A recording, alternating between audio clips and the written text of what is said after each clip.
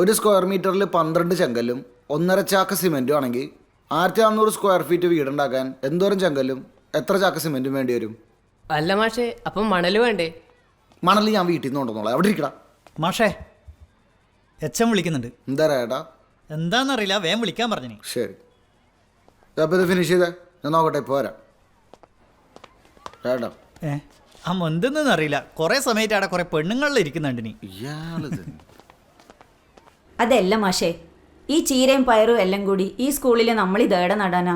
അതിന് മാത്രം പറമ്പ് പേടിയാ മാഷേ. നിങ്ങളൊരു കാര്യം ചെയ്യാം, കുറച്ചും കൂടി പെണ്ണുങ്ങളൊക്കെ കൂട്ടുക, എന്നിട്ട് ആ ഗ്രൗണ്ട് അങ്ങോട്ട് കുത്തിക്കളച്ചോ, നമുക്ക് കാര്യങ്ങളൊക്കെ ഉഷാറാക്കാന്നേ. അപ്പൊ കുട്ടികളെല്ലാം എവിടെ പോയിട്ടാ കളിക്കാം മാഷേ? അല്ലെങ്കിൽ അവന്മാർക്ക് ഇത്തിരി കളി കൂടുതലാ. നമുക്ക് തൽക്കാലം ഒരു ഹരിത വിപ്ലവം നടത്താം. ഇത്രയെങ്കിലും ആവില്ലേ അത്? അല്ല മാഷേ, കഴിഞ്ഞ മാസം വിറ്റ പച്ചക്കറിന്റെ കണക്കൊന്നും പറഞ്ഞിട്ടില്ല നിങ്ങള്. ദിനേശ ഞാൻ അങ്ങോട്ട് വരാം. ഇപ്പൊ വരാട്ടാ, നിങ്ങൾ പോയല്ലോ ഏട്ടാ, കുറെ കാര്യങ്ങൾ ഡിസ്കസ് ചെയ്യാൻ. കൊടുകൈ കൈ കൊടുക്കടോ. കൺഗ്രാറ്റുലേഷൻസ്, താൻ പാർട്ടിനെ പിടിച്ച് സംഗതി ഒപ്പിച്ചല്ലോ. എന്താ മാഷേ? എടോ, തന്റെ പോസ്റ്റ് പെർമനന്റ് ആയി. നന്നായി മാഷേ, ട്രീറ്റ് വേണം കേട്ടോ. പിന്നെ ട്രീറ്റ് ഒക്കെ കൊള്ളാം. ശമ്പള കുടിച്ച് കിട്ടുമ്പോൾ തരാനുള്ളത് പലിശ സഹിതിക്ക് നന്നാക്കണം. ഓ, അതൊക്കെ തരാം മാഷേ. എൻ്റെ സാലറിയുടെ കാര്യം അത് കുറച്ച് സമയം എടുക്കും. പേപ്പേഴ്സ് ഒക്കെ ഞാൻ സൈൻ ചെയ്ത് അയച്ചിട്ടുണ്ട്. ഞാൻ കുറച്ച് തിരക്കില്ലാടേ. ഇവിടെ ഇപ്പൊ തന്നെ ത്രില്ലായി.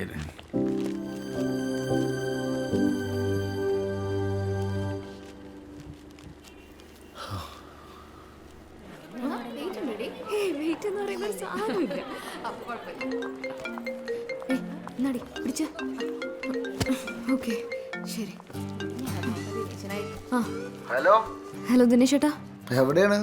ഒരു ഗുഡ് ന്യൂസ് പറയാനുണ്ട്. ഞാനിവിടെ കോളേജില്. എന്താ? എന്റെ ജോലി പെർമനന്റ് ആയി.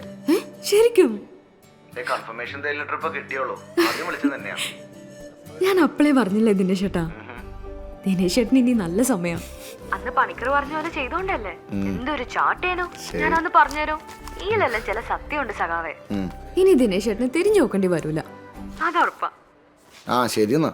അയ്യോ, എനക്കൊരു കാര്യം പറയണ്ടേനു ദിനേശ് ചേട്ടാ. ഹലോ.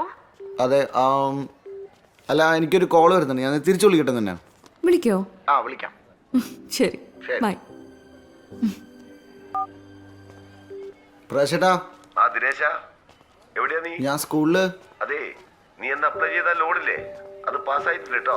ഏയ്, അപ്പൊ പട്ടയത്തിന്റെ കാര്യം? ആ, അത് തൽക്കാലം കുഴപ്പമില്ല. ഞാൻ മാനേജറോട് സംസാരിച്ചിട്ട് അത് സെറ്റാക്കി വെച്ചിട്ടുണ്ട്. നീ എന്തായാലും പെട്ടെന്ന് വന്നോ, ഞാൻ റെഡിയാക്കി തരാം. ശരി, ഓക്കെ. ശരിടാ. ശരി, ഓക്കെ.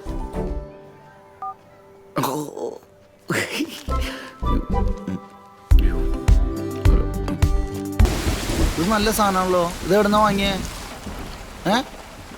എന്തായാലും കാര്യങ്ങളെല്ലാം പോസിറ്റീവാ.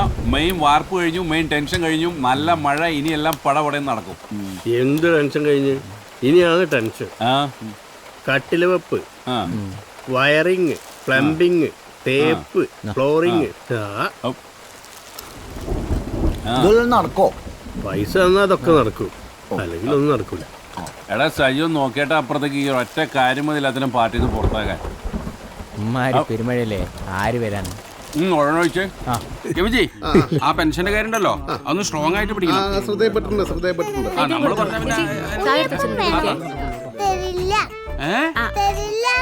അങ്ങോട്ട് പോയിക്കോ, മധുരണ്ടല്ലോ അല്ലേ? എന്താ